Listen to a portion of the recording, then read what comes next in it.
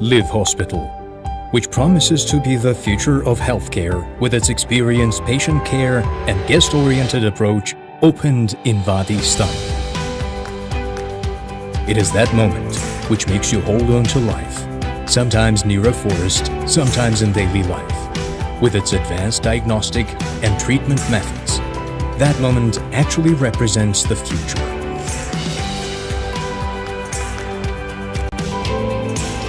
There are some moments which makes you look to the future confidently. Those moments are the future. Live Hospital, the future of healthcare, opened in Wadi Istanbul.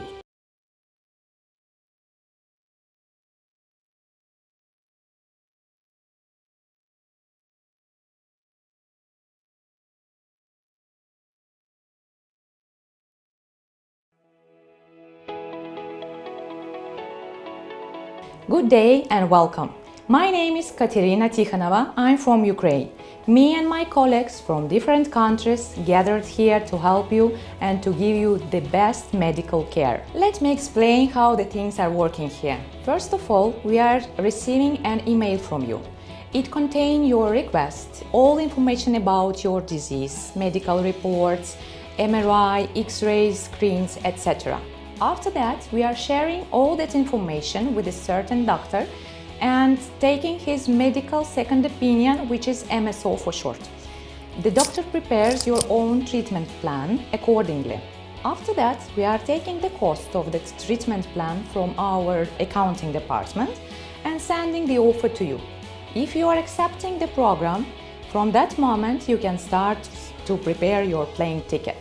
We are also helping you with the hotel accommodation, transfers, and arranging your own translator. At your arrival day, we are meeting you with our VIP cars in the airport and bringing to the hotel.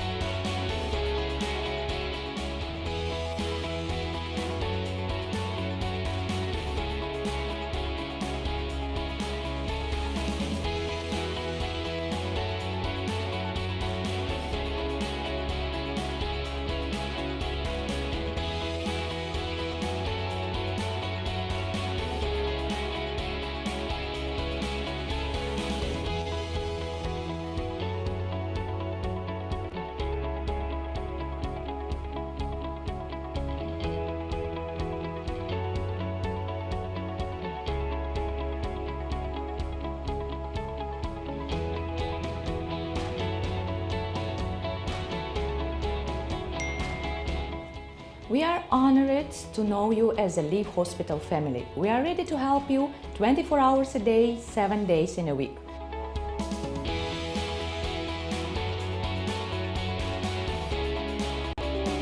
Live Hospital International Patient Service wish you a healthy days.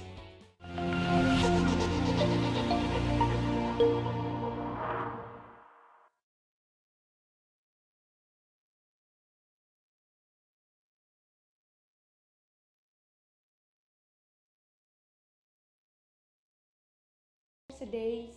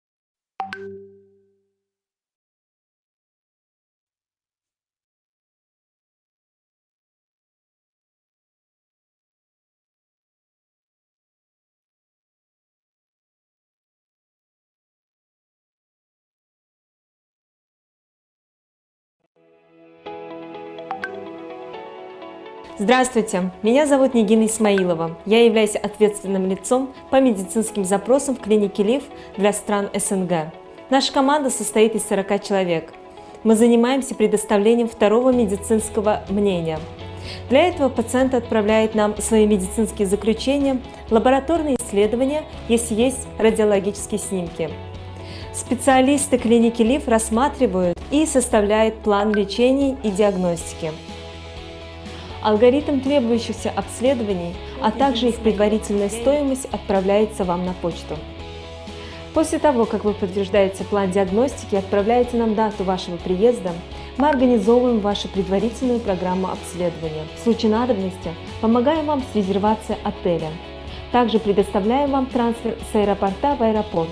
Передаем всю вашу медицинскую информацию, отправленную вами, русскоговорящему переводчику, который будет вас сопровождать в период вашего пребывания в клинике. В день вашего приезда наши коллеги по логистике встречают вас в аэропорту и привозят в клинику ЛИФ. Сейчас вместе с вами посмотрим продолжение.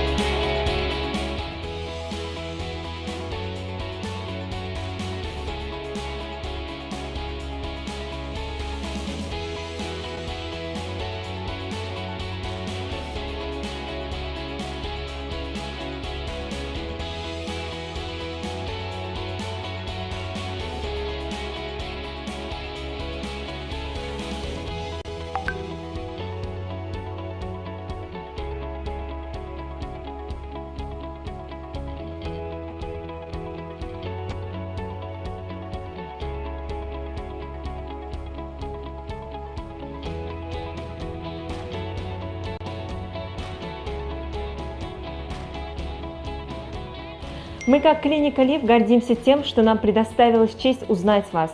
Отныне мы являемся частью вашей семьи и готовы вам помочь круглосуточно касательно вопросов вашего здоровья. Международный отдел клиники ЛИФ желает вам благополучных дней.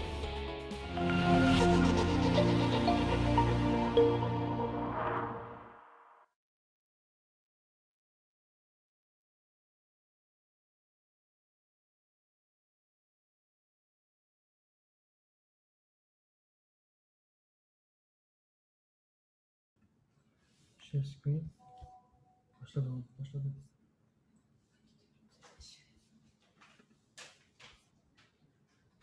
Share.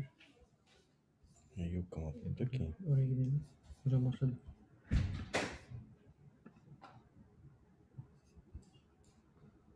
Evet, başlayabilirsiniz. Okay. Good morning, everybody. Thank you very much for this kind invitation, and it is for this valuable meeting. My topic will be about the intractable epilepsy. Drug-resistant epilepsy also is the same terminology, the synonym use of the terms.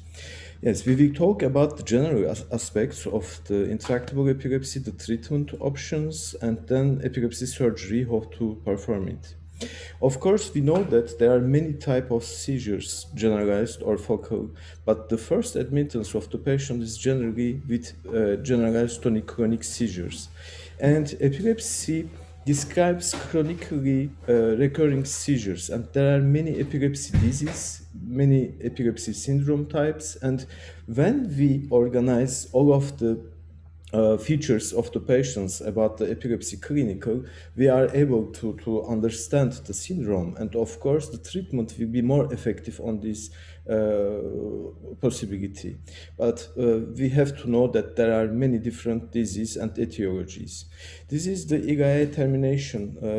This slide, this picture is from the terminology classification. And of course, there are many seizure types. We first start to understand the seizure type and for describing the syndrome. Of course, there are many comorbidities, and the etiology can be structural, like tumor, genetic, infectious, metabolic, autoimmunity can be a real cause, but sometimes we don't understand the real reason. And thus, we understand the epilepsy type and syndrome. We have to know that epilepsy is a frequent disease. Nearly 1% of the general population shows seizures and epilepsy. But the most important thing is the differential diagnosis, because sometimes the disease can be misunderstood and syncope, pseudo-seizures, psychogenic, non-epileptic seizures also can be understood like a real epileptic seizures. And on this purpose, of course, it's not true, the diagnosis is not true, it's not correct, and the treatment will fail. For example, it is a 37 years old female, and generalized tonic-clonic seizures started 6 months ago, and she experienced more 7 seizures. And carbamazepine started. She admitted to the hospital with a confusional state after following the generalized tonic-clonic seizures. But when we try to understand the history, thyroidectomy was present and the calcium level was very low. Of course, she experienced generalized tonic-clonic seizures, but the etiology was hypocalcemia, and for this reason we have to treat this condition. It's not a real epilepsy, and the seizures didn't continue, of course, and it was a good opportunity for the patient. This is an old man. He experienced consciousness, but this problem was due to asystole. Here, the ECG monitoring showed that there is an asystole, and for this reason, it was misunderstood. He didn't experience real epileptic seizures. These were only syncopes attack. The first point is the accurate diagnosis, and after this accurate diagnosis, accurate treatment can be possible. Of course, we first start with a drug with a low dosage, and generally 50 to 60% of the patients benefits from this medicine, and the second or third drug can be necessary in 20% of the patients. And new drugs are really good opportunities for the patients, but 25% to 30% nearly patients don't respond to the treatments, to these drugs, and the seizures came resistant to the drugs. And we have to think about the maybe. Treatment in epilepsy, yes, can be done with anti-seizure drugs, epilepsy surgery, vagal nerve stimulation, and ketogenic diet. Here there is a guideline that we prepared with our team, with Ministry of Health, and all the treatment opportunities was clearly discussed on these guidelines. We need guidelines, of course. But first of all, I would mention that we use the drugs, and these drugs help only suppressing seizures. It means it's only for the symptomatic therapy. And for this reason, we named the drugs anti-seizure drugs. It was named anti-epileptic, but now we know that anti-seizure is more clear definition of the drugs. But we don't have any choice, any option for treating epilepsy. I mean, there is no anti-epileptogenic drugs. Sometimes for some drugs, neuroprotective effects has been shown, but it's not so clear. And what is the physiopathology? We don't know really exact physiopathology. If we know the epileptogenesis, we could have the possibility to treat the disease also, but we don't know really why the patient can be so resistant to the treatments. 30 years old male, she admitted to emergency room after 2 generalized tonic-clonic seizures. She was in confusional state, she was agitated, and psychotic symptoms were present.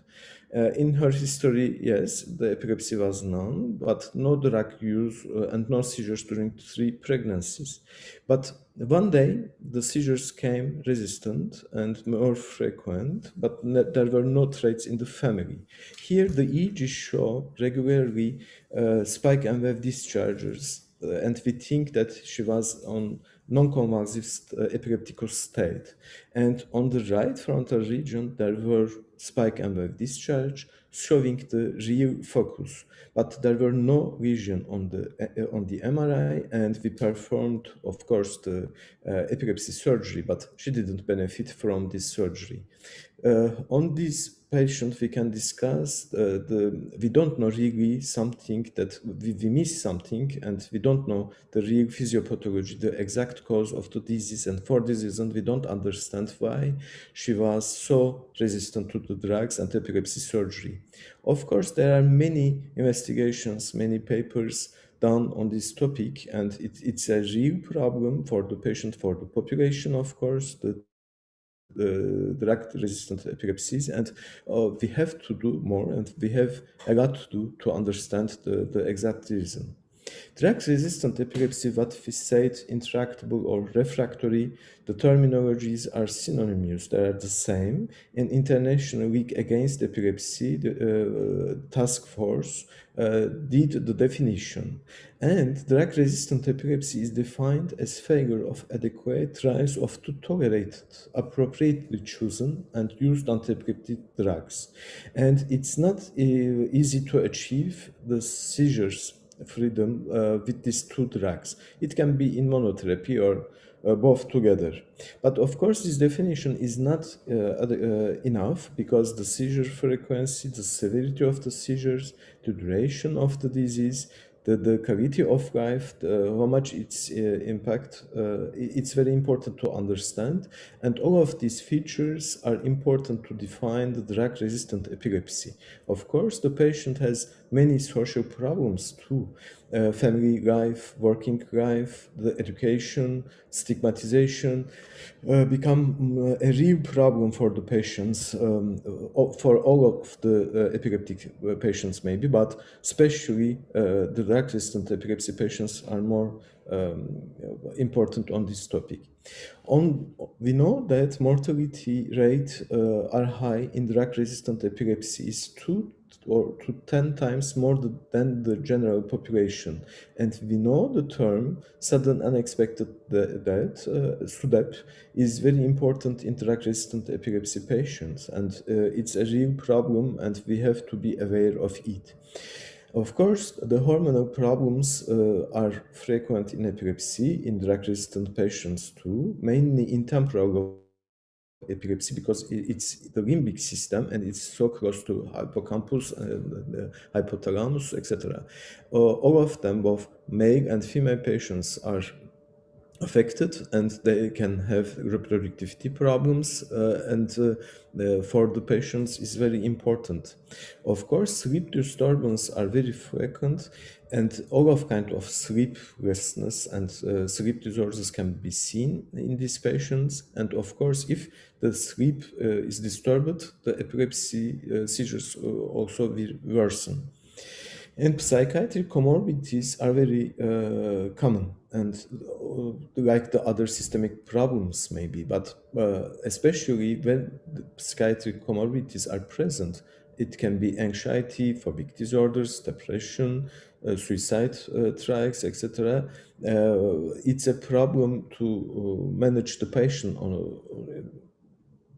and we know that the depression is 10 times more than in general population, like anxiety disorders. Suicide also is very frequent, and psychogenic seizures can be seen in 30% of the patients. Of course, the cognitive functions, the intellectual abilities also are affected, and due to seizures, due to psychiatric comorbidity, due to antiepileptic drugs. And quality of life is a real problem that we can see is worsening the quality, and of course it affects the working and social life too. There are many studies to understand if we have any clinical clues to understand who will be drug resistant. And some points are very important. The age of onset of resistant patients is earlier, is so clear. And if the patient has developmental delay or autism, also it's a risk factor for the drug resistant patient. In idiopathic generalized epilepsies, psychiatric comorbidity, age at diagnosis, presence of absence also have been shown to be poor prognostic factors. And valproic acid, sodium valproate, also is very important because we know that it's the first choice in idiopathic generalized epilepsy, but we have female and reproductivity problems and teratogenicity, of course. And what we can do with medical treatment, because what we know, essential treatment in seizures are medical treatments. There are many advances after carbamazepine, phenobarbital, and sodium valproate, so on. In the last 2 decades, more than 10 drugs came available in the market, and we can use them. Is a very important development, I think. Here there is the list and first generation, second generation, and third generation drugs are listed, and sodium channel is very important for this drug effect. Of course, the calcium channels, glutamate, SV2A, AMPA, and chlor channels like potassium channels are very important as acting. And as sodium channel blockers, we know phentoin, carbamazepine, lamotrigine, but glucosamide and acecarbazepine are new drugs blocking the sodium channels. Gabapentin and pregabalin were current calcium blockers, but we have to know that pregabalin is more effective than gabapentin in seizures in epileptic patients. Of course, there are other GABAergic mechanism is a classical way to acting the drugs, and barbiturates we know very well, benzodiazepines, vigabatrin and tiagabine also. But the new acting methods is synaptic vesicle protein 2A modulation with levetrestam and brivaracetam. It was a new opportunity, and we use frequently these drugs. And retigabine acting on potassium channels, and perampanel, a new drug acting on AMPA receptor antagonism, showing antagonism. Of course, topiramate and zonisamide and valproate had multiple effects, we can say. Of course, all of these drugs are very important, but we cannot say that there is a very special and very targeted anti-epileptic drugs. And of course, it differs from country to another country. What I mean, the drug can be permitted by the authorities as a first choice or not, but generally all of these new drugs are admitted to use for the second add-on therapy. And of course, there are advantages and disadvantages. For this reason, we have to choose the drugs targeted for the patients. Tailored therapy is very important, and we have to know the side effects. And mainly, when we use the poor therapy, the side effects will increase, of course. But evidence is scarce, and International League Against Epilepsy is showing on this paper the evidence-based drug monotherapies or polytherapies, and we have a lot to do for these drugs investigations. But first of all, we have to start with monotherapy. For this reason, we have to be sure about the correct diagnosis. We have to specify the seizure type, because we know that the drugs can differ from seizure to another seizure. And of course, there are acceptable side effects, minor effects, but if there is side effects, mainly if it can cause harmful, life-threatening problems, we have to stop the medicine. And we titrate the drug day to day, seizure from one seizure to another seizure. We have to start low dosage, and then if the need, that we can increase the dosage. Of course, we have to know the seizure type, the history, the EEG, MRI, etc. And levetiracetam became a first choice in many countries.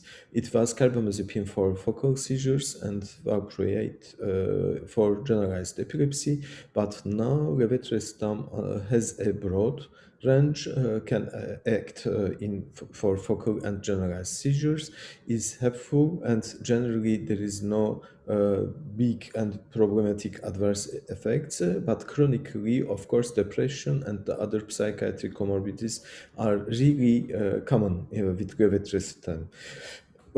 And if there is a failure in monotherapy, we have to understand the reason. We have to try to understand again the correct diagnosis. We have to ask the questions if I am correct or not. Of course, there can be some problem with patient education. Maybe the patient is not aware the importance to use regularly the anti-epileptic or anti-seizure drugs. The compliance is very important. We have to ask and we have to be sure that the patient is using the medicine correctly. Of course, sometimes because of the side effects, the patient don't want to use the drugs. We have to understand all of these things, and of course it can be liver disease, kidney disease, pharmacogenetics can be another question, and now we have give the opportunity that the genetic tests and the pharmacogenetics can be a real option to understand the way. And generally 50% of the patients are seizure free with monotherapy, and if we need, we can increase of course the dosage. If we are sure about the compliance, about the correct therapy and correct diagnosis, and if we are sure that the monotherapy, the first monotherapy didn't work, we can of course add the second one. And polytherapy can cause many other problems because side effects are more common with polytherapy. The psychiatric comorbidities, etc., are increasing. And if the second drug works so beneficially for the patient, we can stop the first drug, and we can give the chance to use in the second monotherapy for the patient. And here there is a paper from Stefan showing that the third seizure helped only in 10% of the patient, and the fourth drug is not so usable, it's not so beneficial for the patient. It is an old study, of course, and we see that sodium valproate, it was the first add-on therapy and the drug that used in the polytherapy regimen. But now sodium valproate is decreasing, and the other drugs, new drugs, are increasing, of course. Which drug we have to select? We have a dozen of new drugs. Some of them are broad effect, some of them has narrow effect, but we can say that there is no big difference about the effectiveness between the old and new drugs. Tolerability is important. With the new drugs, we have this chance, I think, but we have considered the age, the sex, the breastfeeding, the comorbidities, the kidney problems, for example, and we have to understand the patient status and to use the tailored therapy. New drug or old drugs, of course, we know very well the old drugs, but the side effect profile can be more frequent. Drug interactions are more frequent, again, with the old drugs, and protein binding is high, and new mechanism of action are an advantage with the new drugs, we can say. But we have not to forget that valproate, sodium valproate is very harmful, can be very harmful for the baby. The teratogenic effect, there is no discussion about it, and for this reason it's not nice, but we cannot use the valproate as a first drug regimen in generalized epilepsy patients. Of course, in partial seizure also. Here there is 24 years female. She experienced 2 times of generalized tonic-clonic seizures. There is no feature in the history at the first point, but when we discussed again the patient, she said that she has some focal temporal lobe automatism seizures.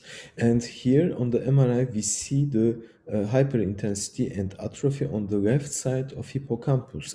It means that the syndrome of the patient is temporal lobe epilepsy, and for this reason we have to ask and to understand really the other seizure type, because it's very important to understand the syndrome. For example, it could be myoclonias, and on this time we could do the syndromic definition as juvenile myoclonic epilepsy.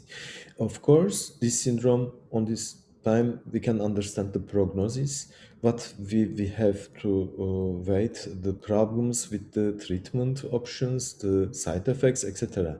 With these temporal lobe epilepsy patients, we know that the treatment will not be enough, and for this reason, epilepsy surgery will be a good option for her. Of course, there is a seizure aggravation, and we know that if we don't choose the appropriate medication for the epileptic syndrome, for example, if we use carbamazepine or phenytoin in juvenile myoclonic epilepsy, it can cause worsening with the seizures, and the seizure aggravation can be a big problem. For this reason, we have to be attentive, I think. Of course, there are special targeted drugs. Now we can use tripantol in Dravet syndrome, rufinamide in Lennox-Gastaut syndrome. GLUT1 deficiency is very a ketogenic diet is very helpful on this condition, and we have to keep in mind. Of course, we know now very well levetiracetam, pregabalin, and glucosamide, but perampanel and rivaroxaban are really third generation drugs, and acecarbamazepine too. And now we are discussing the cannabinoids, and all of these drugs are very helpful, and we have to keep in mind to use them. Here there is a family with tuberous sclerosis, and the father is a better situation, but the daughter had many atonic seizures, and she has gliomas in the brain. And we know that tuberous sclerosis is very risky about the malignancy. For this reason, we have to follow the patients very carefully. And in this case, the seizures are drug resistant, but now we know that everolimus, mTOR pathway drug, Afinitor, can help to treat the disease, really treat the disease. It is a targeted drug for them. Here, two patients of Lafora disease example. The first, both of them have the same symptomatology: myoclonias, generalized tonic-clonic seizures, ataxia, cognitive impairment, etc. But the first patient was still alive and trying to work, to be active in social life, even after 20 years. But the second patient, after 4 years before starting the first symptom, she came wheelchair dependent.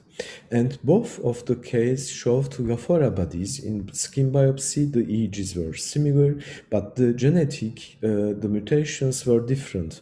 The second gene and the first gene. And we know that the EPM2A is a worst situation, and now we are discussing antisense oligonucleotides, a genetic therapy for the Lafora patients, and it will become possible, I hope, nearly.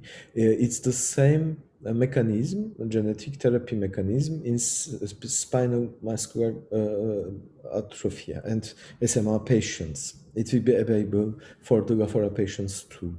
And we have to expect many from genetic.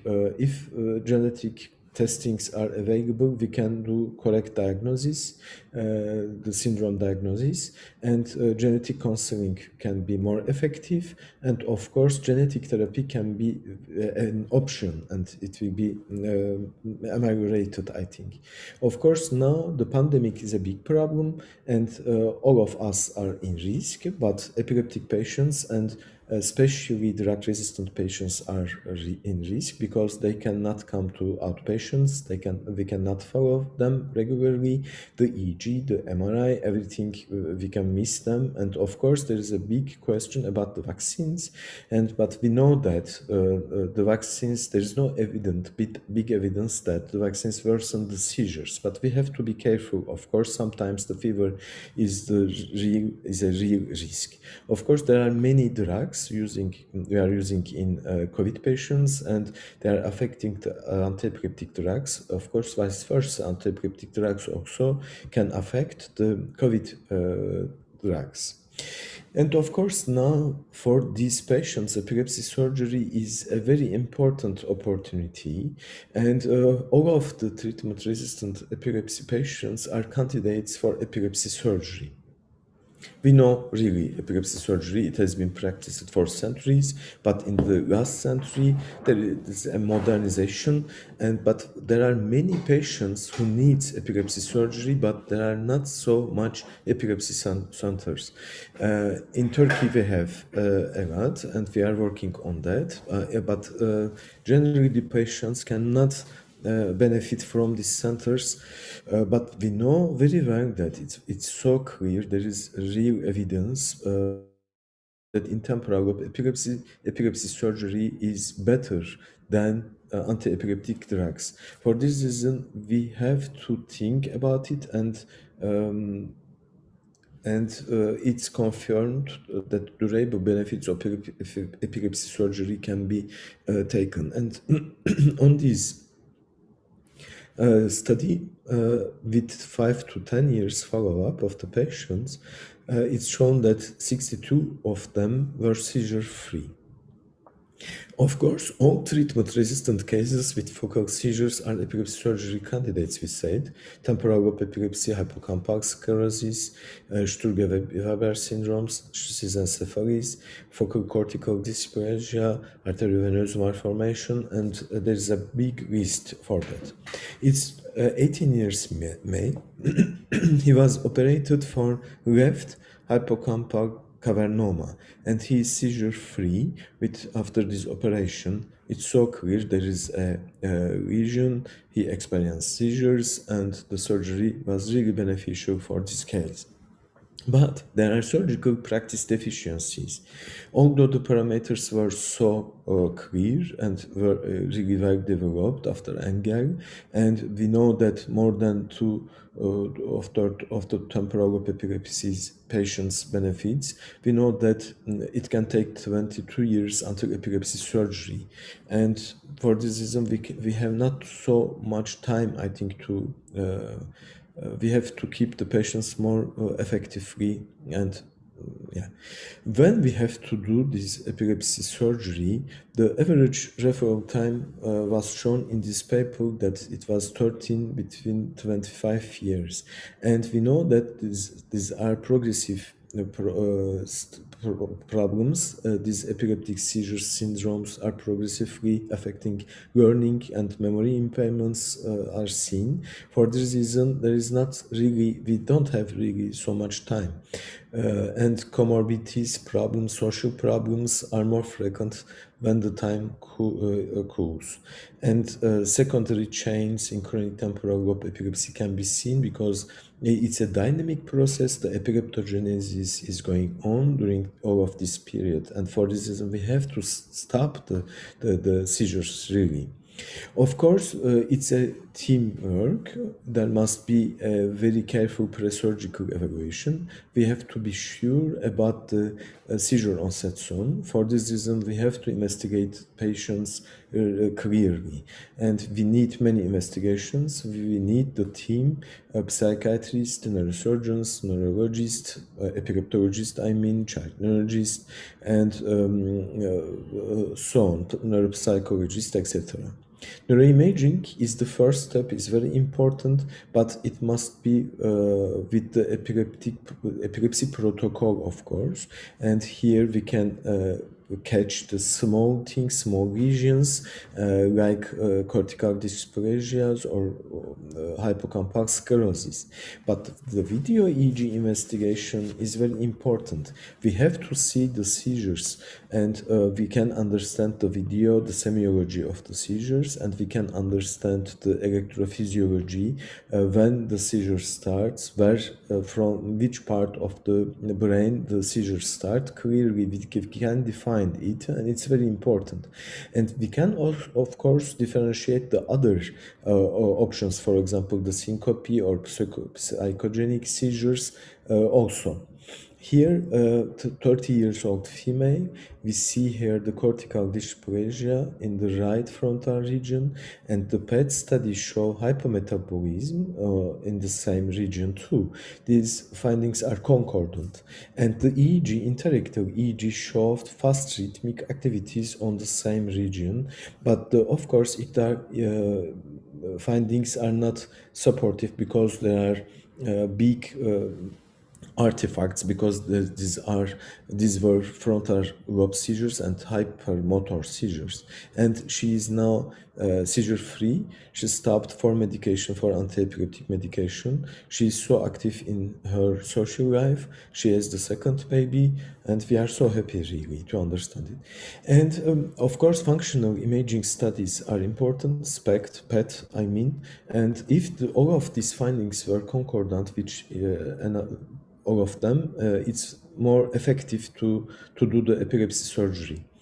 And of course, it can be resective surgery is more effective, but if we don't have this chance, we can do disconnective or palliative surgery interventions too. But when we don't understand from EEG the exact localization, of course we can use invasive electrodes. It can be subdural or electrodes, we can put them, or deep electrodes. Here we can see, and the patient, we understood with this invasive video EEG monitorization that the patient experienced all of the seizures from the left side, and the neurosurgeon operated her, and she is now seizures free, of course. When we cannot perform epilepsy surgery, vagal nerve stimulation and of course the other options, deep brain stimulation, etc., are really helpful. But 60% nearly the patients can benefit from vagal nerve stimulation. We have to keep in mind. And for the last remarks, I would mention again that it's very important to understand the real reason of the seizures. The exact syndrome definition is very important, and we can understand the prognosis, what we expect from the treatment option, etc. And if we need, we have to start the epilepsy surgery investigation as soon as possible, because we don't have really enough time we have to be careful and more dynamic about it. Neuroimaging is very important, but we have to understand a lot, I think. For this reason, we have to work to understand the molecular biology, the physiopathology, and we can find more effective anti-epileptogenic drugs, really. Thank you so much for your kind attention, and I will be happy to listen your question and your ideas. Thank you.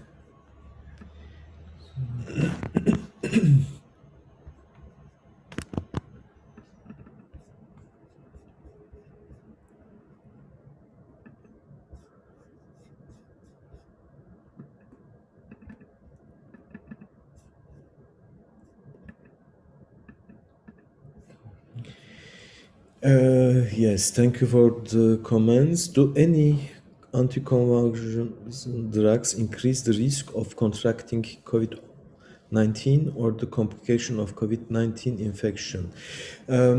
Up to now, what we know, the anti-epileptic drugs or epilepsy don't aggravate COVID-19 infection. And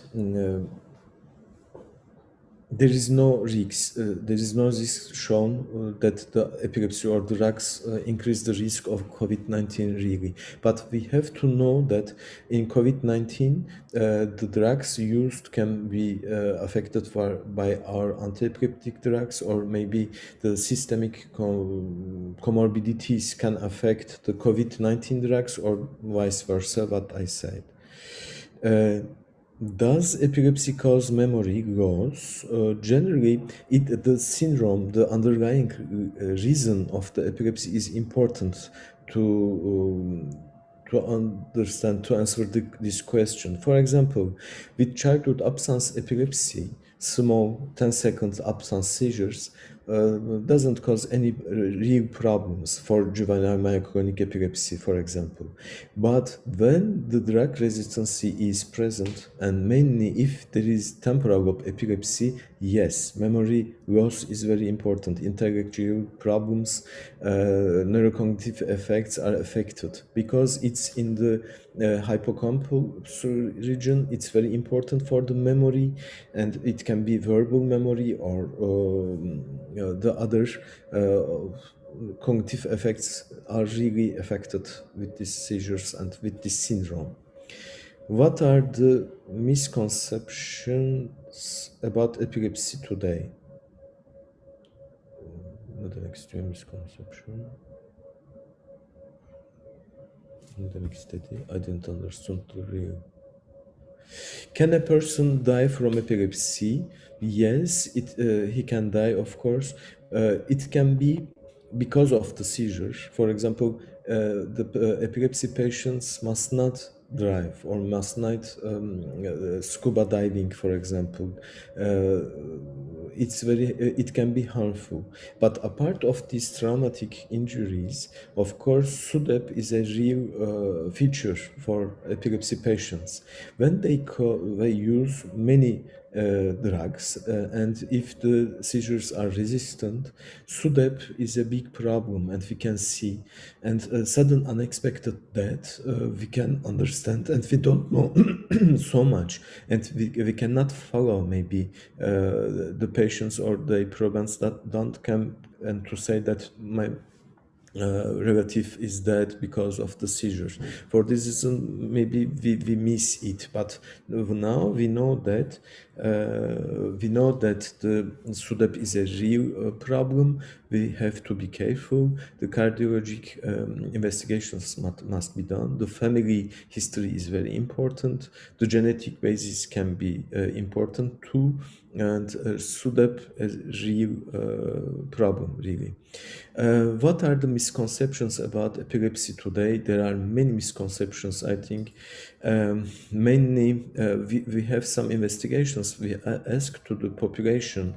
We try to understand what they are understanding about what they know about epilepsy. And they said that it's a disease that can cause mental problems. It's a psychiatric problem. They don't want to be married with an epileptic patients. That they don't want to give them a work, and there are many problems really. For this reason, we are working hardly on this situation, and we try to say the realities about the epilepsies. For this reason, epilepsy patients are very important because they have to say the realities about their feelings and their disease too. Can we manage epilepsy on our own?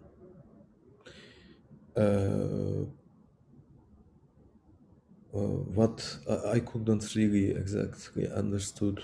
Yes, we can manage epilepsy, of course. Any doctor can manage epilepsy, but we have to know many things about epilepsy. For example, first aid, how to do the first aid for an epilepsy patient, etc.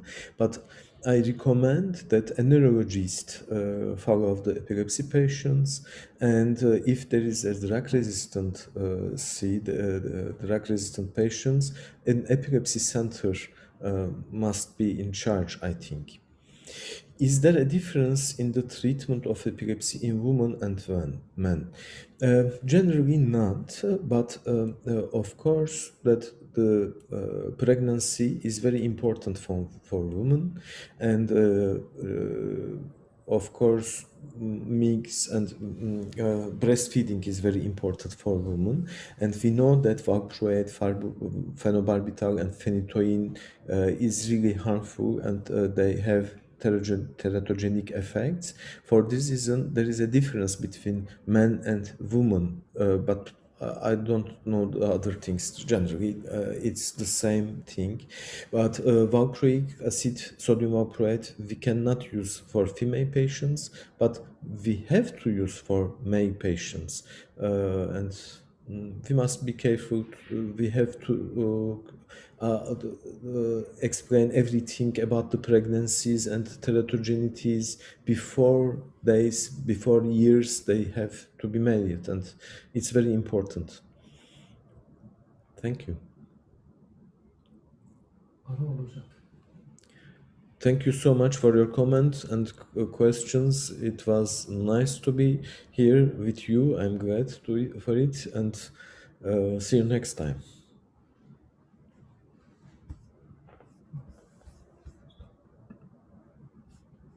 Kamerayı kapatıyoruz. Kamerayı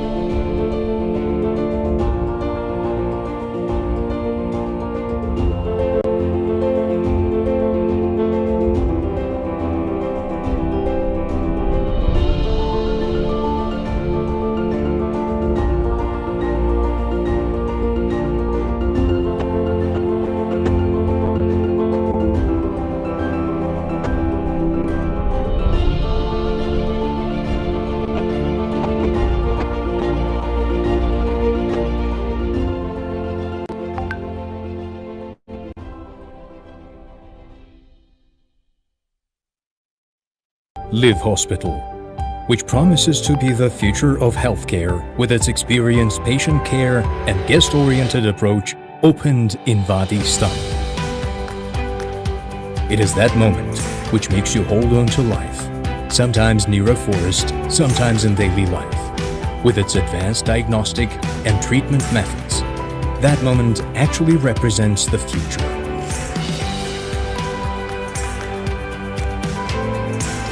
There are some moments which makes you look to the future confidently.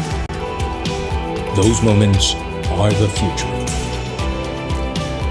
Live Hospital, the future of healthcare, opened in Vadi Istanbul. В Ваде, Истанбул, открылась больница будущего – Elif Hospital, отличающаяся опытом в уходе за пациентами и гостеприимным подходом к своим пациентам. Порой расположение на краю леса, порой в жизни наступит момент, когда продвинутые методы диагностики и лечения помогут вам выжить. Этот момент обязательно настанет. Есть моменты, когда вы начинаете смотреть в будущее с уверенностью. Так вот, это именно этот момент будущего. В Ваде, Истанбул, открылась больница будущего – Elif Hospital.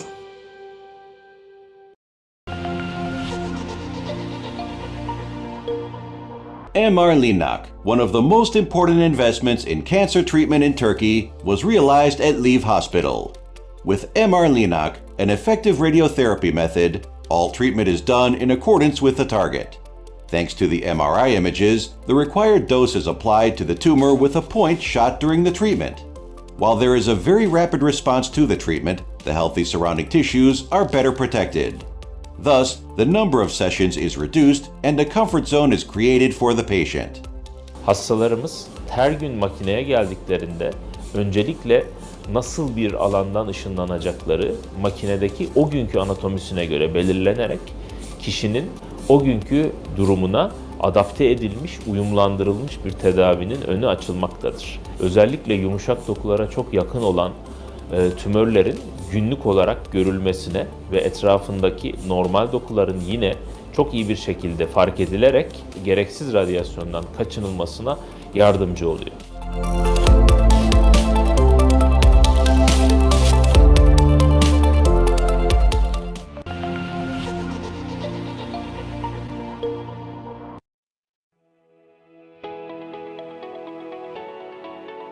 Good day and welcome. My name is Katerina Tikhanova. I'm from Ukraine. Me and my colleagues from different countries gathered here to help you and to give you the best medical care. Let me explain how the things are working here. First of all, we are receiving an email from you. It contains your request, all information about your disease, medical reports, MRI, X-rays, screens, etc. After that, we are sharing all that information with a certain doctor and taking his medical second opinion, which is MSO for short. The doctor prepares your own treatment plan accordingly. After that, we are taking the cost of the treatment plan from our accounting department and sending the offer to you. If you are accepting the program, from that moment you can start to prepare your plane ticket.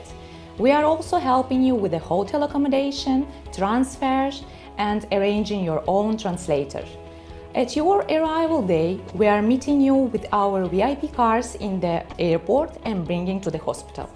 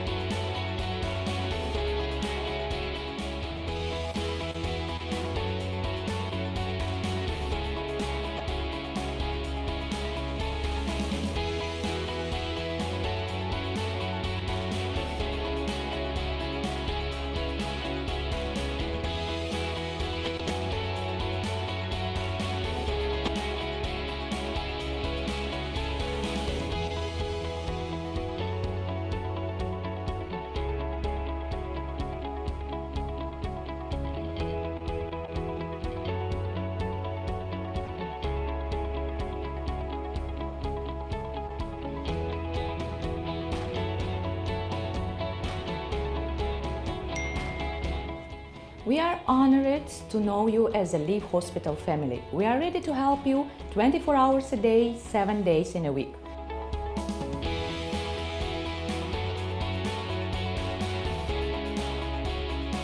Live Hospital International Patient Service wish you a healthy days.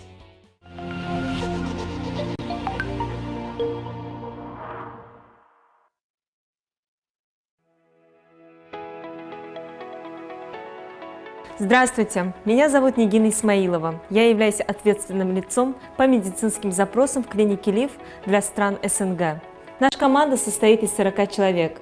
Мы занимаемся предоставлением второго медицинского мнения. Для этого пациент отправляет нам свои медицинские заключения, лабораторные исследования, если есть радиологические снимки. Специалисты клиники ЛИВ рассматривают и составляют план лечения и диагностики. Алгоритм требующихся обследований, а также их предварительная стоимость отправляется вам на почту. После того, как вы подтверждаете план диагностики и отправляете нам дату вашего приезда, мы организовываем вашу предварительную программу обследования. В случае надобности помогаем вам с резервацией отеля. Также предоставляем вам трансфер с аэропорта в аэропорт. Передаем всю вашу медицинскую информацию, отправленную вами, русскоговорящему переводчику, который будет вас сопровождать в период вашего пребывания в клинике. В день вашего приезда наши коллеги по логистике встречают вас в аэропорту и привозят в клинику ЛИВ. Вместе с вами посмотрим продолжение.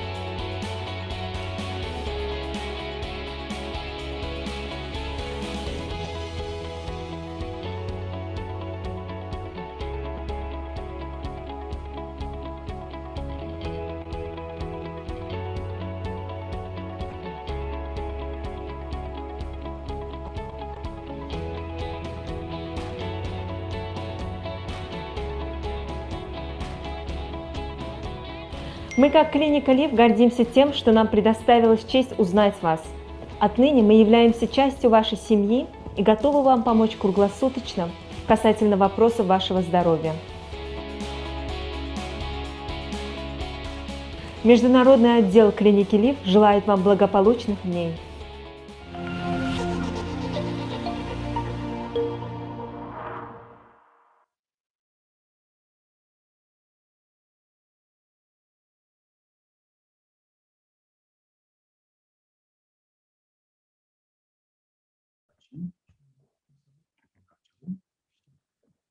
Şeyi de açalım.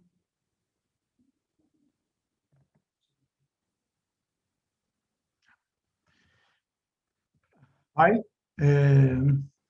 good morning, everybody. I don't know what hour we are now in your country.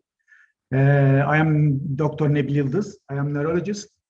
I am also clinical neurophysiologist. I mainly struggle with neuromuscular disease, but generally I accept all neurological patients. And I want to talk about especially chronic inflammatory demyelinating neuropathy because of some new changes or some new developments, and autoimmune nodopathy entity. I want to discuss this entity, and I want to talk about what is the importance of this entity. So I will talk, my topic will be mainly immune-mediated chronic polyneuropathies. I will talk about changes in new guideline of the chronic demyelinating polyneuropathy. And shortly, I will mention about clinical and electrophysiological criteria. Then some supportive investigation, such as ultrasonography and MRI, supporting findings to possible to make more powerful CIDP diagnosis. And I will talk then some variants, but they didn't accept. They have not been accepted yet, but they are. I think they will be in the future. But we should be ready for these variants, because it is very important in differential diagnosis because of the treatment choice. We should. It would be necessary. It may be necessary to change the treatment according to some variants. So, lastly, I will talk a few words. I will give some words about the treatment approach to resistance for resistance cases. So, I will remind something about CIDP. The time required for CIDP should be at least 8 weeks. Prevalence is reported as 1 to 7 per 100,000. Prevalence increases with age, most often seen in the 40 to 60 age group. Female-male ratio is given slightly more in men. In some countries, it is 1.5 to 1. In some cities, it's 4 to 1 ratio. And as you know, there is 3 courses of this disease, CIDP. First one is, and most common variant, well, most common one, slow progressive one. It makes 2 per 3% of the cases. And then remitting relapsing or progressing relapsing form. It goes with some improvements and relapses, 1 per 3 cases. And also, at last years, we started to diagnose most often than before because of awareness, acute onset CIDP polyneuropathy, CIDP cases. It makes 13 to 16% of the total CIDP cases. So I should remind also, relapse and recovery periods can take weeks to months. In May 2021, there is some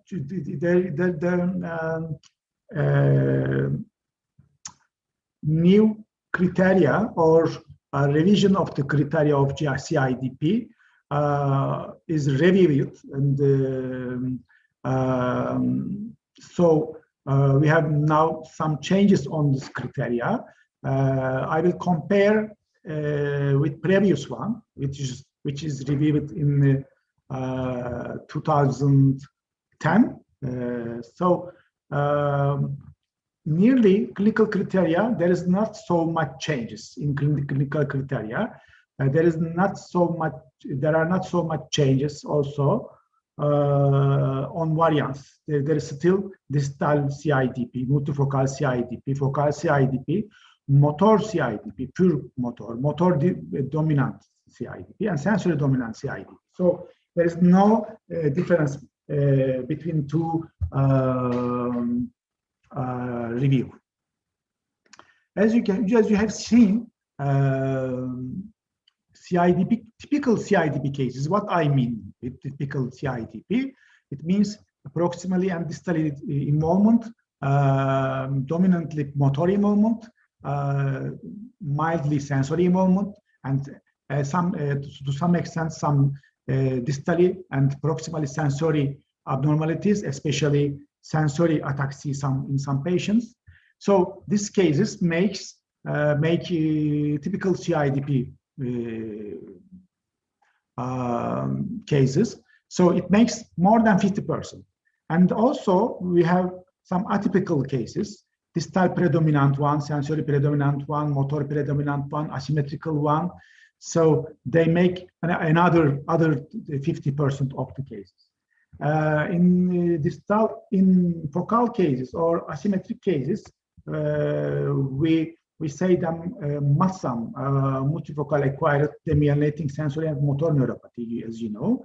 And also in distal predominant cases, we have distal acquired demyelinating sensory and motor neuropathy variants.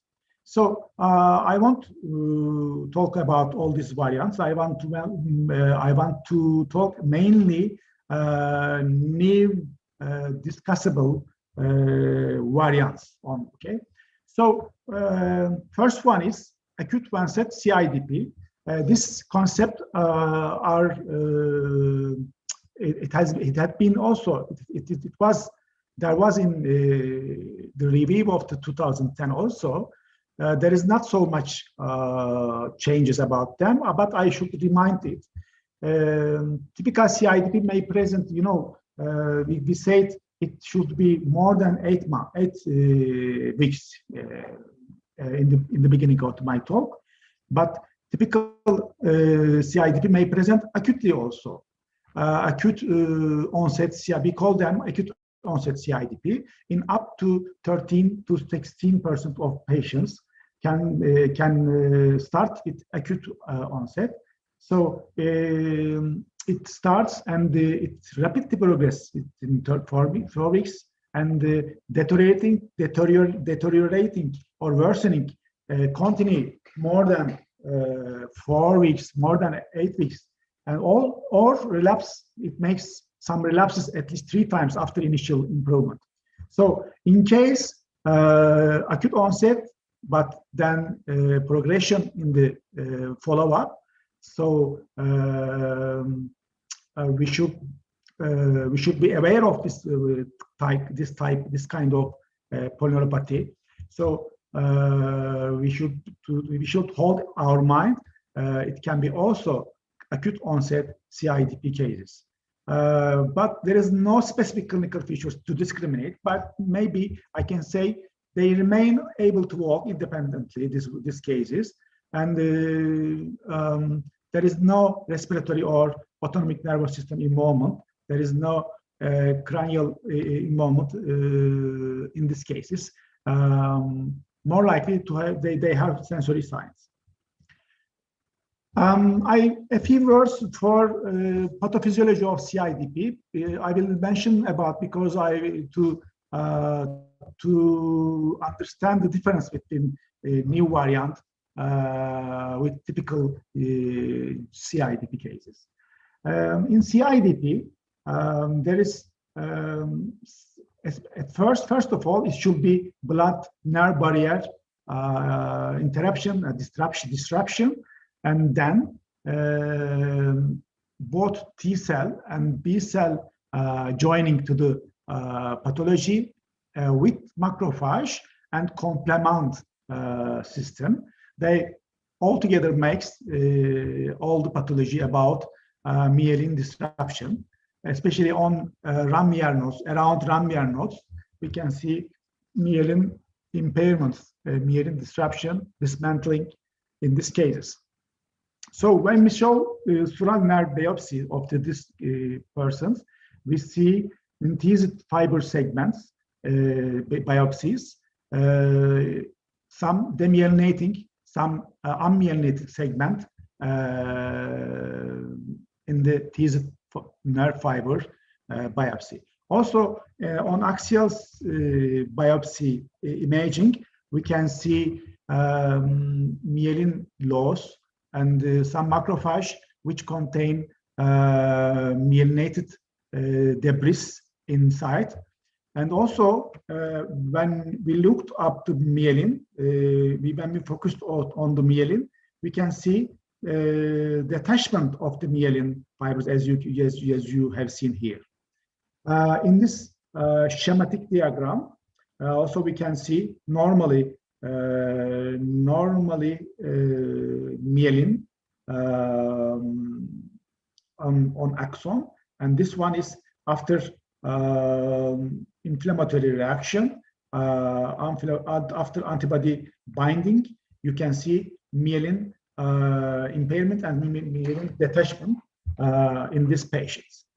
So after having the myelination, there occur also some axonal degeneration in this CIDP patient, especially later in the follow-up. Lately, it occurs axonal degeneration, but some of the variants, this axonal degeneration can occur earlier. A few words for electrophysiological criteria about CIDP. What is the change between 2010 and 2021? There is some easy to decide about easy changes to make easier than before, especially prolongation epilepsy can be 20% more than it was 30% more, and motor condition block was 50% reduction of proximal relative to distal negative peak. Now it is 30% reduction is enough for this one. So there was probable CIDP cases, but now there is no probable. There is only weakly supportive demyelination or possible CIDP cases as in the previous one. So in the 2010 sensory nerve conduction criteria was with other supportive criteria, but now it is in another table and nearly same, but there is some description about sensory conduction abnormalities, prolonged distal latency, or reduced synapse amplitude, or slowed conduction velocity outside of normal limits in two nerve description is necessary to make sensory CIDP diagnosis. As in previous one, there is also supportive investigation to support possible CIDP, but it has been mentioned more than before. Now actual review of the criteria. So both ultrasonography and the MRI neurography can support our possible CIDP diagnosis. In case possible CIDP, we can apply both ultrasonography or MRI neurography. If it is a definite CIDP, you do not need it. It is not necessary to make that. But if you need this investigation, if there is nerve enlargement of at least two sites in proximal median nerve segments or brachial plexus, it supports the diagnosis, your diagnosis. Also in MRI neurography, especially spinal roots, if there is enlargement and or increases signal intensity of nerves on T2 weighted MRI sequences, which occur to 40 to 80% of patients with CIDP. So it powerfully supports the diagnosis. And there is one example about MRI neurography. As you can see here, this is typical CIDP case. As you can see here, there is conduction slowing. Also, there is conduction block in this sample. When we look to spinal roots of the cervical segments, there nearly all of the cervical spinal roots are enlarged, as you can see here. But when we looked up MATSAM variant, multifocal acquired demyelitic sensory and motor variant, we see in this example only proximal side of the nerve, some enlargement. There's no on the spinal root side. So it also helps to discriminate variants from the typical CIDP, this kind of investigations. So GSF analysis is only necessary for possible CIDP, not for definite one. In cases of acute or subacute onset, also we can need this type of investigation, or when an infectious or malignant etiology is suspected, also we can do CSF analysis, cerebrospinal fluid analysis, we can do that.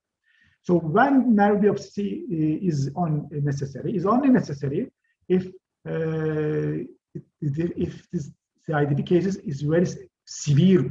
If it is very severe, if it have no response to treatment or little response to treatment, so in this case, our diagnosis can be suspected, so we can do nerve biopsy. We can apply this investigation.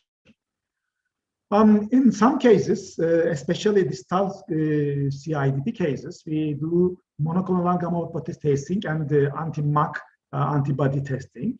And also in POEMs, what I mean, polyneuropathy, organomegaly, endocrinopathy, EGM, monoclonal gammopathy, and skin change. So POEM syndrome, if it's suspect of POEM syndrome, so we should also make monoclonal gammopathy testing and vascular endothelial growth factor testing. Which kind of CIDP patients we should apply to an antibody testing? You know, in some of the immune-mediated neuropathies, we have some antibody against ganglioside, against myelin, etc. So in case resistance to standard therapy with IV immunoglobulin and corticosteroids, or in case acute or subacute aggressive onset, if there is tremor or ataxia, prominent ataxia, if there is respiratory failure and cranial nerve involvement, if there is associated nephrotic syndrome, and if CSF protein level is very high, so in this, with these features, we apply antibody testing in CIDP patients. So I will mention about some cases, some variants which are not accepted yet as a variant, but they are maybe candidate to be variant. I will mention some of them. First of all, I will talk about chronic immune sensory polyradiculopathy. You know, there is sensory CIDP, which has mainly distally sensory disturbances in sensory loss in these cases. But in chronic immune sensory polyradiculopathy cases, we have proximally and distally some sensory changes, and also we have normal nerve conduction studies. In case sensory CIDP, we found sensory nerve conduction abnormality. But in these cases, we can't support our diagnosis with sensory nerve conduction studies. So in these cases, involvement can be spinal root after dorsal root ganglion, dorsal ganglion. So there is one sample here. This one, pure chronic immune sensory polyneuropathy cases. There is only involvement on dorsal root, on this section of spinal root before dorsal root. So all nerve conduction velocity is found normal in these cases. We only can find some abnormality if we do somatosensory evoked potential. As you can see here, in N9 response is normal, maybe a little delayed, but mainly N13 and N20 responses are very, very delayed. So in this case, in this abnormality, if we reach something like that, we can think about it can be pure cortical chronic immune sensory polyneuropathy. In this case, if you do some pathological investigation in spinal root, we can find demyelinizing demyelinating segments also in this, as is seen here. Disorders not classified as CIDP. There is also one variant, which I want mainly to talk about. It is that they are autoimmune. We call them autoimmune nodopathies. Some nodal and paranodal against some nodal and paranodal proteins, we can find some antibodies. So in case there occur some antibodies against these proteins, there occur some differences comparing typical CIDP. I will mention about later. There is also chronic immune inflammatory or immune axonal polyneuropathy cases, pure axonal chronic inflammatory axonal polyneuropathy cases. In these cases, there is no demyelinating features in nerve conduction velocity. There are only amplitude loss or amplitude decrease in investigations. So in this case, if it gives response to the IV immunoglobulin or steroid therapy, so in this chronic axonal polyneuropathy cases, we can decide it can be chronic inflammatory axonal polyneuropathy. It is also a variant, but it is not accepted yet as a variant. Distal acquired demyelinating sensory neuropathy without monoclonal immunoglobulin is considered to be a variant of CIDP. But if these cases occur with IgM antibodies, so we exclude them. They couldn't accept it as a CIDP. There is also chronic form of Miller-Fisher variant of Guillain-Barré syndrome. It is CANOMAT. We call it chronic ataxic neuropathy of ophthalmoplegia immunoglobulin M paraproteinemi called agglutinins and disease antibodies. So if someone have ataxia and ophthalmoplegia, so we should suspect about it can be chronic variant of Miller-Fisher.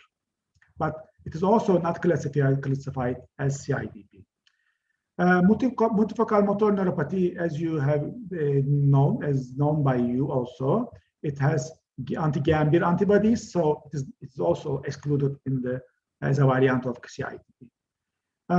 There are other types of disease, polyneuropathy cases, POEM syndrome, demyelinating neuropathy associated with medication, some chemotherapeutic agents, tumor necrosis factor alpha blockers, or checkpoint inhibitors, or some CIDP cases like CIDP-like cases with systemic disease. So we also exclude them. We don't accept them as a CIDP. I also want to mention about genetic mimics of CIDP. Formerly, we will think about Charcot-Marie-Tooth or hereditary motor sensory neuropathy cases show only diffuse conduction velocity slowing. If it is diffuse slowing, what does it mean? If you find the conduction velocity slowing in everywhere of the nerve, nearly same, so we call it diffuse conduction velocity slowing. So it means we have diffuse demyelination, not segmental demyelination. So we suspect hereditary cases. But some of the Charcot-Marie-Tooth cases, some cases of Charcot-Marie-Tooth 1A or 1B and 1X, and some Charcot-Marie-Tooth 4 cases can have multifocal non-uniform slowing like CIDP. So in this case, it is so difficult to decide if it is hereditary or if it is acquired polyneuropathy. We also in hereditary neuropathy with liability to pressure pulses. Yeah, what I mean, if there occurs some conduction velocity slowing only in pressure region, for example, on elbow or on knee, on fibular head region. So if there is no other conduction velocity problems and other places, so we should suspect hereditary neuropathy with liability pressure pulse. Also, some amyloidosis cases can have some multifocal non-uniform slowing also. So if there is some hereditary features, if there is another person in family members, polyneuropathy cases, so if there is some skeletal abnormalities such as Pescavus deformity or other deformities, so we suspect hereditary type of neuropathy. Otherwise, we should make we should apply other investigation to support our diagnosis. So let's come now to the autoimmune nodopathy entity. So why I want to talk about nodal or paranodal antibodies and the polyneuropathy with nodal paranodal antibodies, because this kind of polyneuropathy cases are resistant to the classical treatments. So if we can know in advance from the beginning, if you suspect it can be nodal or paranodal neuropathies, so we can directly start to other treatments. We can directly select other treatment choices. So it helps us about not to delay, not about in treatment, and to prevent to progression. So it is very important to understand what is the difference and what is the frequency of this type of polyneuropathy. Nodal autoimmune nodopathies, we call them autoimmune nodopathies or nodal paranodal antibody mediated polyneuropathies. So about 10% of patients with CIDP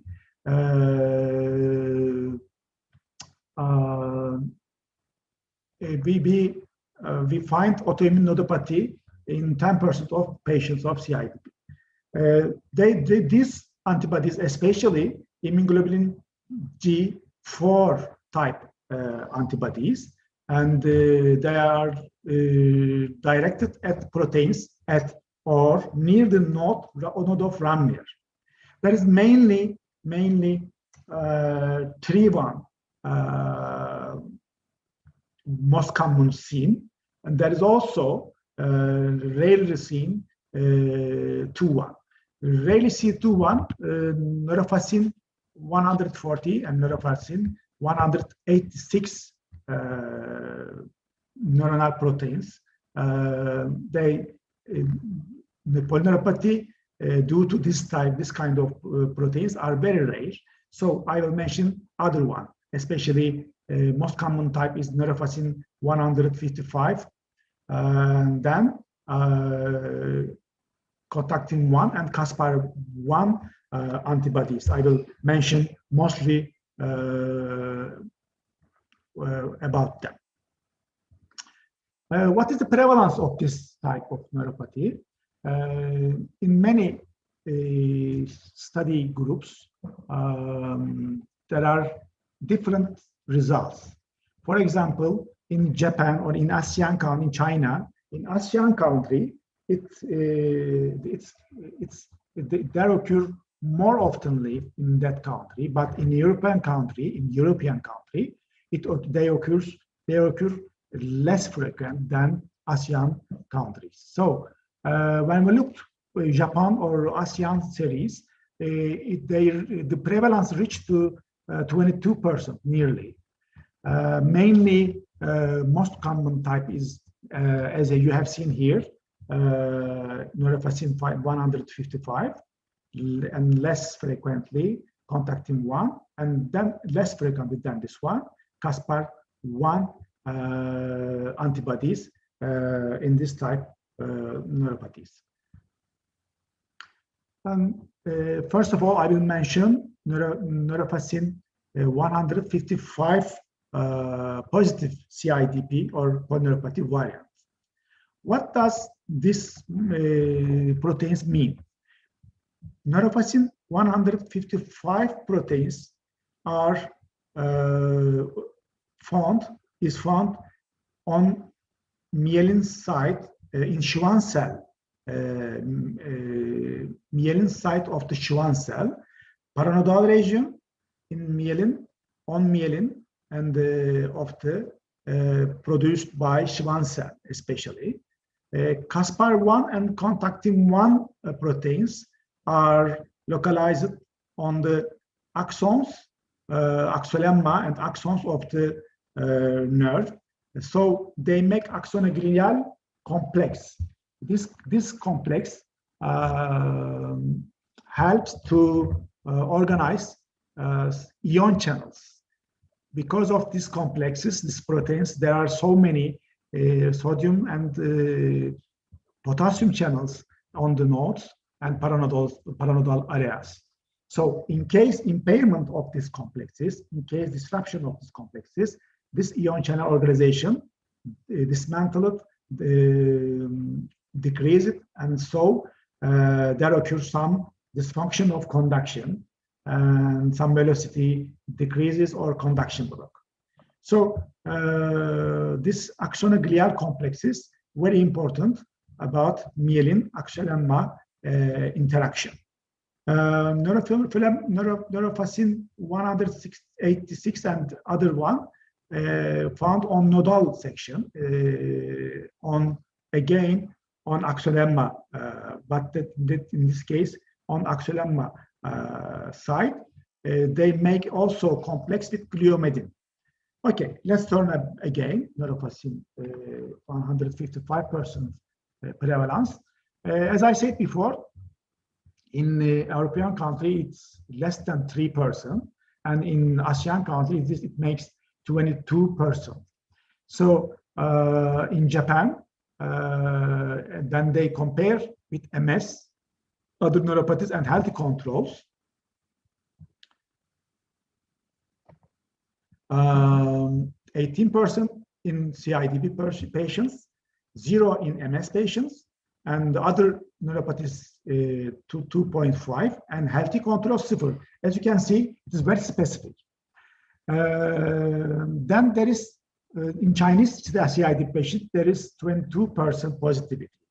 In Europe, it makes 1 to 3.4% frequency for neuropathin 155 positive CIDP variants.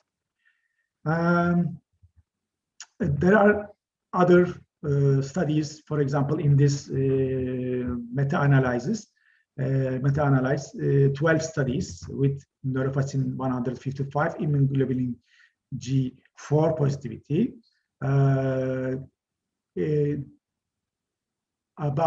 around 3.4% frequency have been found. And in these cases, they noticed especially sensory and cerebellar ataxia, and also they noticed some new entity. What is it? Combined central and peripheral diminution. In these cases, especially neuropathin 155 positive polyneuropathy cases, we also seen frequently some central abnormalities, some demyelinating lesion in brain, optic nerve, etc. This kind of proteins not only found in the periphery, but also found on the CNS or on the central nervous system. Okay, so in case there is some antibody against neuropathin proteins, it is very normal, it is very expectable to find some lesion also in central areas. In neuropathin and other type of antibody-dependent polyneuropathies, there is also it starts from the blood-nerve barrier weakness. As you know, there is blood-nerve barrier weakness, especially on spinal root and more distal segment of the peripheral nerves. So because of this weakness, this kind of neuropathies mainly found on spinal root or distal segments of the peripheral nerves. And this kind of pathology doesn't include complement system, doesn't include macrophage system. It only binds to proteins. Antibodies binds to proteins and interrupts the myelin axolemma interactions, protein-protein interactions, and it cause conduction dysfunction. So it doesn't have any complement, it doesn't have any macrophage, so there is not so similar to CIDP inflammation on this area. We only see antibody binding and dismantling of the myelin from the axolemma. This site is a healthy site, and this site is abnormal site. As you have seen here, myelin diameters are smaller and they are separated from the paranodal areas, and also it causes axonoglial complex abnormality. And at the end of this disruption, dismantling of the myelin, ion channel decreasing, ion channel dysfunction, then it gives rise to conduction problems. So we can see also endoneurial edema, but there is no inflammatory cellular infiltration, there is no complements in this kind of pathology. We see detachment of terminal myelin loops, abnormal widening of periaxonal space, and we call it paranodal dissection of the myelin. As I said before, it occurs especially on spinal root and distal segment of the peripheral nerves. Because of spinal root involvement, we can see in MRI and ultrasonography investigation spinal root hypertrophy. So in case we suspect this kind of polyneuropathy, we can apply spinal root investigation. Also, as I said before, there occur also central involvement, so we can also apply brain MRI, visual evoked potential investigations to see if there is any optic nerve abnormality or if there is any periventricular white matter demyelinating lesions to make decision more clearly about nodal antibody-mediated polyneuropathy. Okay. Why blood-brain barrier is weak, spinal root segment and distal segment? Because in those areas, microvascular endothelium, some fenestrated, not so tight. There is no tight junction on those areas. There are some fenestration.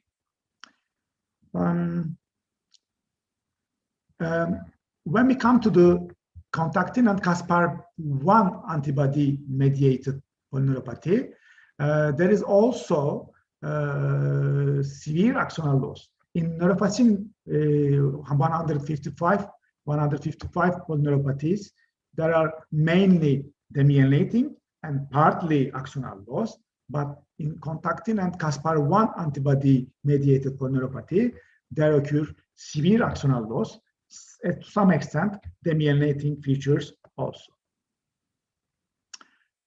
This is electron microscopic evaluation of the one sample with nodal antibody-mediated polyneuropathy. This is normal sample, as you can see. This myelin segments contact with axolemma tightly. There is no impairments. But when you look up to the CID polyneuropathic patient, as you can see, there is separation of the myelin fibers from the axolemma, and there are also some detachment of the myelin segments from the axolemma. Okay, let's get again about clinical features of the autoimmune nodopathies. Autoimmune nodopathies, neuropathin antibody-mediated one, occurs about in every world, for all whole world, it makes 50%. But when we look to ASEAN countries, it reached to 20%, as you know. This kind of patients are younger and more likely to have sensory ataxia and prominent tremor, high amplitude and low frequency. And this kind of patients have strong relation with HLI, DRB, 1, 15 allele. So we should also investigate HLA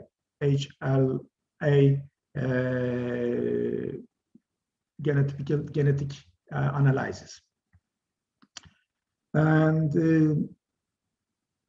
in neuropathin 140 and 186 antibodies also can have sensorial ataxia and nephrotic syndrome. When we looked series about neuropathin 155 antibodies mediated polyneuropathy, I will make abstract. So they have acute subacute onset. They are young. They occur in younger age. They are predominantly distal symmetric sensory motor involvement. They occurs sensory ataxia and tremor. And when we look to cerebrospinal fluid, they have higher levels of cerebrospinal fluid protein increase, and we can easily find nerve root enlargement in this case, in this kind of patients. Okay. A few words for contactin 1 antibody-mediated one. It occurs 2 to 4% for the whole world. The clinical phenotype is often severe and predominantly motor. It is a little different than neuropathin 1. It was sensory motor. This one is predominantly motor, and it have early axonal involvement. From the beginning, you can find some axonal involvement in EMG investigation. Up to 60% of patients have nephrotic syndrome because of glomerular involvement. And this kind of antibodies, as in the neuropathin cases, also they make myelin detachments, paramonodal disrupting of myelin, and conduction defects. Nearly reviewed study with 15 autoimmune nodopathy patients with Caspar-1, contactin 1 complex antibodies. They have rapid onset neuropathy with cranial nerve involvement. They have early axonal damage, poor response to IV immunoglobulin. Okay, so they have some different features comparing typical CIDP.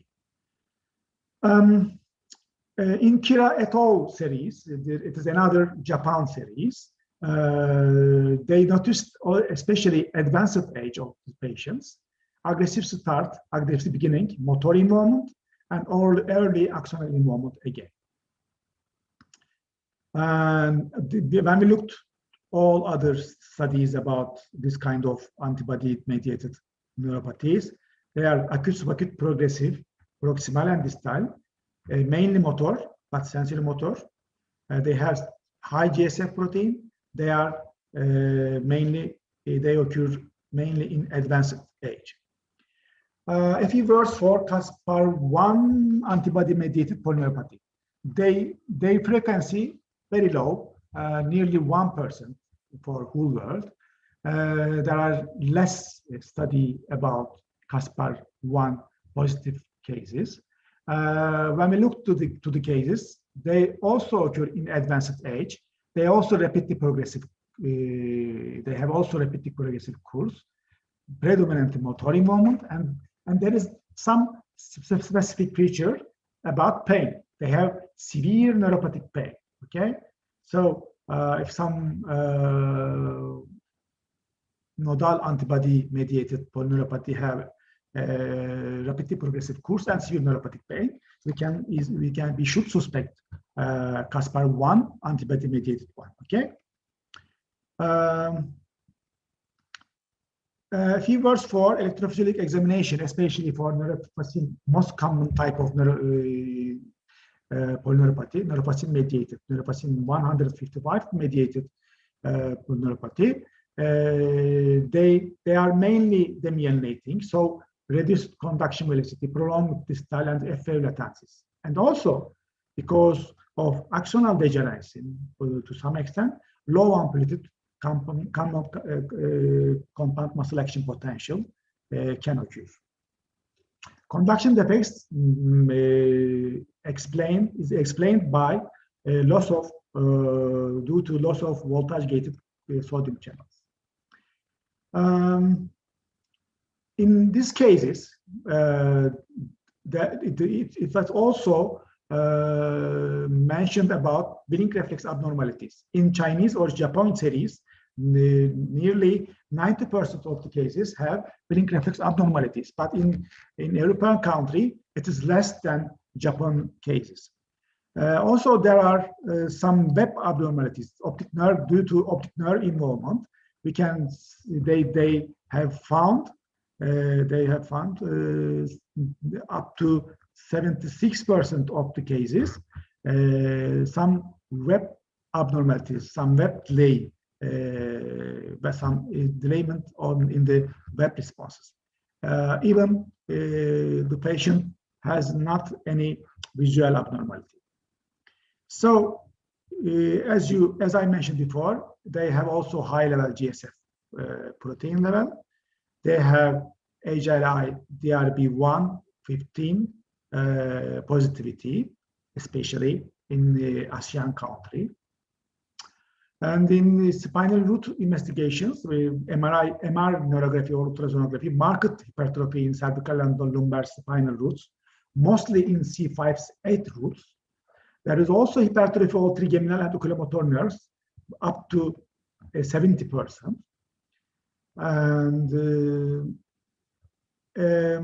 as a matter of the central nervous system demyelinating lesion for this feature, we can find this kind of lesion in this patient up to 33%, especially in neuropathy 155 positive patients, while 8% in neuropathy 155 negative patients. So it is very important feature of this kind of polyneuropathy. As I said before, the neuropathy 155 and contactin 1, Caspar-1 proteins are also located on the nodal area of the central nervous system nerve fibers. So we see often some white matter abnormalities, as you have seen here. We see often optic nerve abnormalities, as you have seen here, and also we see spinal root enlargement, as you have seen here. Okay, in many series, combined central peripheral demyelinating abnormalities in patients with MS, very low. Well, it is very low, less than 1%. But in patients with CIDP, it reaches nearly 3% of patients. I mean, total CIDP patients. But for nodal antibody patients, it is much more. For example, onset, this kind of patients have younger age onset. They may have acute or subacute onset. They may have different courses. This kind of patients resistance to IV immunoglobulin treatment, but corticosteroid plus IV immunoglobulin has some beneficence up to 80%. Plasmapheresis has benefit up to 90%. So anti-neuropathin 155 patients have 45% clinical features about central involvement also. There is a new entity about immunoglobulin G1 pan-neuropathin antibodies. It is very severe one neuropathy also. It is very recently reviewed, published. So they published, they mentioned with about 8 patients, which of four of whom died, and remaining 4 responded only to rituximab. So I think antibody-mediated neuropathies, the frequency of this type of neuropathies will increase in the future because every day, every year, scientists get found new antibodies, will get found new antibodies, I think. When and for which autoantibody should I test? In which cases we should apply antibody testing? A few words for them. I will make abstract. I will remind some features about. So, in aggressive disease onset or poor response to intravenous immunoglobulin, in case with CNS demyelination, in case with ataxia, in case with tremor, and in case with intensive neuropathic pain. So, especially for this kind of cases, we should consider nodal or paranodal antibody-mediated neuropathies. A few words for treatment. Typical CIDP patients generally respond, up to 80% of the patients respond to first-line treatment, steroids, IV immunoglobulin, or plasma exchange. And nearly 19 of the typical CIDP patients do not respond adequately to the first-line and second-line therapy. So, and some CIDP variants, we know, doesn't give any response to steroids. So, for example, for multifocal neuropathy, IV immunoglobulin should be first choice. And also for autoimmune neuropathy patients, rituximab should be first choice. And also, one issue is very important. I should remind you. For example, if some patients give a response, very well response to some treatment, we should follow up. We should decrease the dosage of the treatment. We should open the treatment session interval, because 30% patients may enter in remission. So if you don't decrease the dosage, if you don't delay the interval, so we can't understand when this remission starts. So we have to be careful about our treatment. Okay, we should decrease dosage. We should open the interval of the treatment. So 85% CIDP patients respond to IV immunoglobulin, and they require maintenance. So it is not correct to make only one IV immunoglobulin session. We should at least give 3 of them, and if we decide it is effective, we should continue to give this kind of treatment. Corticosteroid led to improvement in 60% and remission in 61 of them. Plasmapheresis also very effective. Rituximab has been effective, especially in resistance and antibody-mediated neuropathies. In one series, 190 typical or atypical CIDP. It is a mixed series of the atypical CIDP and MASAM, multifocal acquired demyelinating sensory and motor neuropathy. So they give only 36% of first line, then 38 to the second line, and 26.5 to the third line treatments. What are the third line treatments? Cyclophosphamide, rituximab, and bortezomib. There is some studies about them. So this resistant cases, atypical cases, and MASAM cases give response at least one of them. In this group, the response rate reached to the 85% at the end. In the cases with antibodies, in those, rituximab response is best. Some series N155 positive CIDP patients have poor response to IV immunoglobulin, especially 80% poor response to IV immunoglobulin. In these cases, if we have no option to give rituximab, so we should give corticosteroids plus IV immunoglobulin.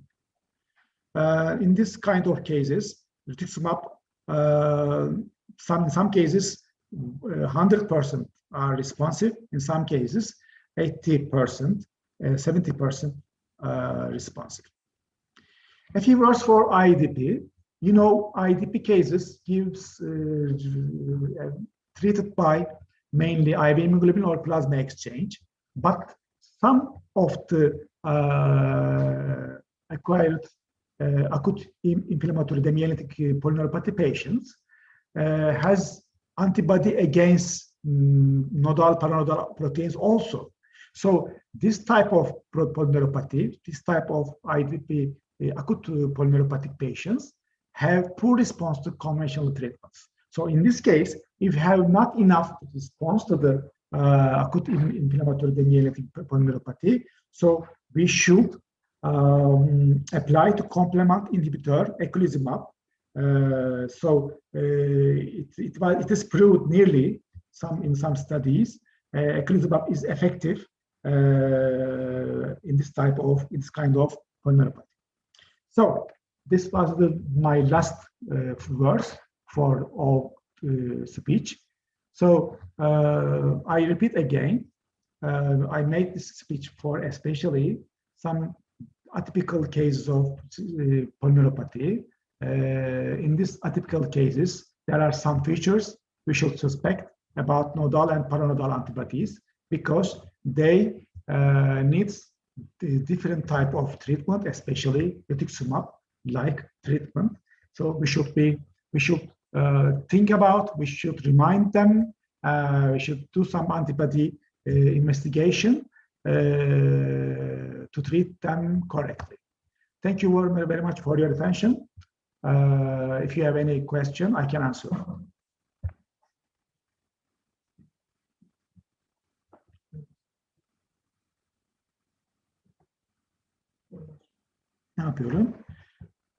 In which diagnosis of treatments should we refer patients to neurology for neuropathic control? In which diagnosis or treatments should we refer the patients to neurology for neuropathic control?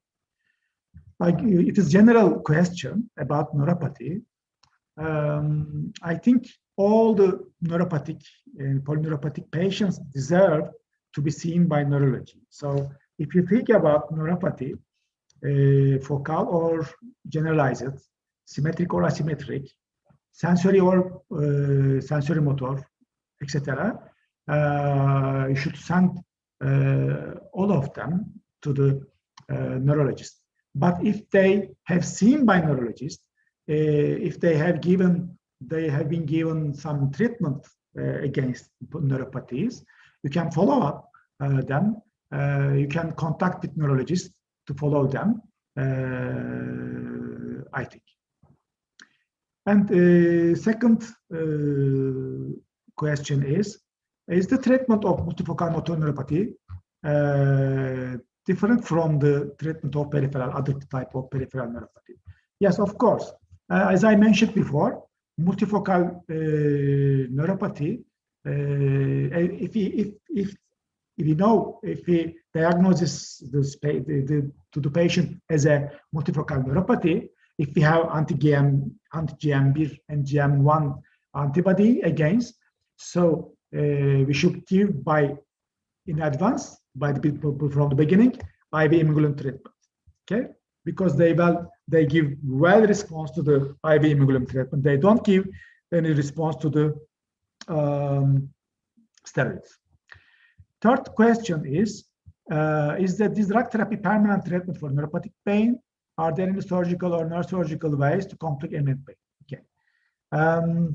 I think in practical, there is no surgical way. Yes, maybe, sure, yes, there are some, but mainly we give, as you know, some neuropathic pain medicines, such as amitriptyline, such as pregabalin, gabapentin, duloxetine, venlafaxine. You know, there are very beneficial to this kind of pain. But in resistant cases, we also use some lidocaine patch, you know, and some capsaicin plasters to treat them. There are topical agents to treat them.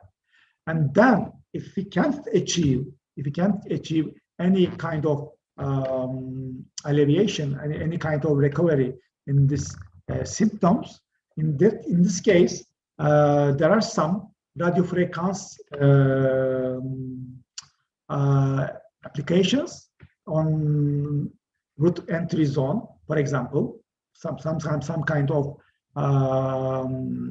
if we have specific region about neuropathic pain, we can make some radiofrequency application on root entry zone. Also, we can also make, for example, trigeminal neurology.